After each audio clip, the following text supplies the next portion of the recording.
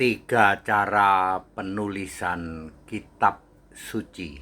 Saya Pendeta Tan Honai dari Gereja Allah Gaifu. Bapak Ibu Saudara, banyak orang tidak tahu tiga cara penulisan kitab suci. Kitab suci bahasa Yunaninya agiagrafi, bukan biblos. Kalau biblos itu Tritunggal. Ya. Bahasa Inggrisnya scripture, bukan Bible. Kalau Bible itu Tritunggal. Bahasa Arabnya Alkitab Al-Muqaddas, bukan cuman Alkitab doang. Kalau Alkitab doang itu miliknya penyembah Dewa Allah bulan sabit. Ya. Kitab kami juga disebut Alkitab, Pak. Iya. Itu A-nya huruf kecil, itu penyembah Dewa Allah bulan sabit. Kalau Alkitab Al-Muqaddas itu kitab suci. Baik, syarat kitab suci harus firman dari Allah. Tidak bisa Yesus manusia menulis kitab suci, nggak bisa. Primitif, ya. Anda yang punya pendapat Yesus kapan ya nulis kitab? Ya nggak ada Yesus kok nulis kitab. Yesus harus sebagai Tuhan Allah yang roh, lalu menurunkan kitab-kitab, ya. Ya, itu ya. Jadi harus dari Yesus Tuhan Allah. PL juga begitu, PB juga begitu. Makanya Yesus berkata menulis tentang aku di dalam Taurat, Musa, Mazmur, dan kitab Nabi. Lalu Yesus membuka pikiran mengerti kitab suci. Lukas 24 ayat 27, 44, dan 45. Ya. Jadi harus bersumber dari Yesus Tuhan Allah. Kalau kitabmu bersumber dari Allah entah berantah, nggak punya nama, nggak dikenal, fiktif, ilusi, ya tidak mungkin menurunkan kitab suci. Ya. Kemudian yang kedua, harus ditulis oleh nabi dan atau rasul. Yesus menurunkan firman-Nya melalui nabi dan atau rasul ditulis. Ada 40 nabi di perjanjian lama, yang dipilih untuk menulis cuman 26. Ada 82 rasul di perjanjian baru, yang dipilih untuk menulis hanya 8. Yang ketiga, ditulis dengan 3 cara, yaitu ilham. 2 Timotius 3 ayat 16. Ini khusus untuk masa lampau. Kemudian yang kedua adalah pewahyuan, ya, itu present day, lalu dikuasai roh untuk hal-hal yang next, ya.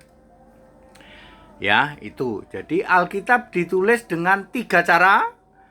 Ilham 2 Timotius 3 ayat 16, pewahyuan Wahyu 1 ayat 1 dan 2, dikuasai roh Wahyu 1 ayat 10, Wahyu 4 ayat 2. Jadi very clear, ya.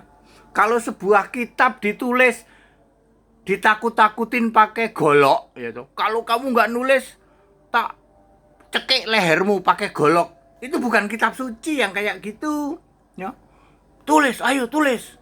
Kalau kamu nggak mau nulis, tak cekik lehermu. Itu bukan kitab suci. Kitab suci ditulis dengan ilham, pewahyuan, dan dikuasai roh.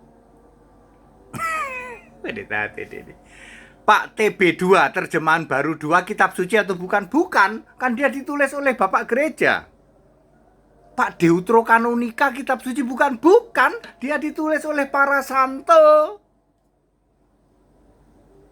Itu Pak di luar Kristen, Pak. Ya.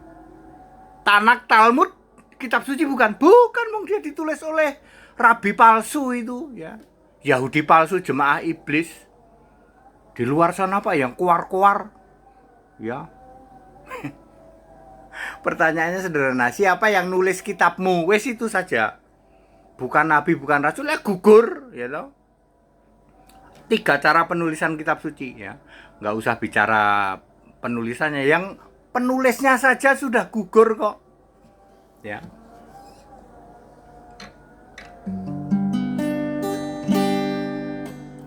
Jangan takut, akulah yang awal juga yang akhir. Aku telah mati namun lihatlah aku hidup. Jangan takut, akulah yang Alfa juga Omega.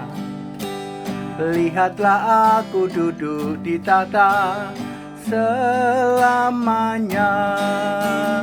Pujian sembah Tuhan Allah.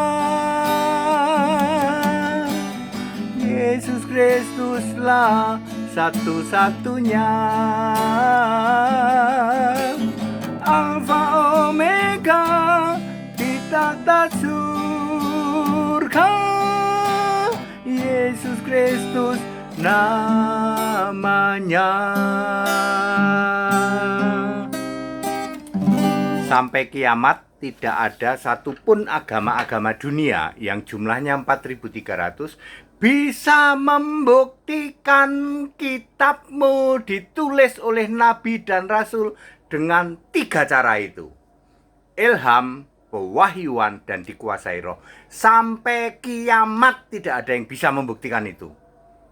Maka sampai kiamat tidak ada yang membuktikan kitabmu masuk kriteria kitab suci. Nggak ada yang bisa, nggak ada yang bisa. Sampai kiamat tidak akan bisa.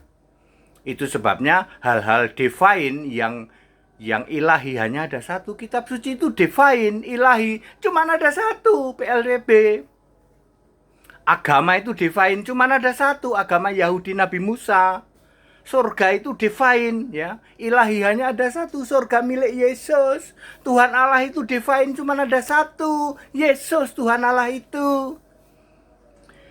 Very, very clear. Kita Indonesia, kita Pancasila, toleransi harus. Segala hormat, kemuliaan untuk Yesus Kristus, satu-satunya Allah yang benar. Haleluya, amin.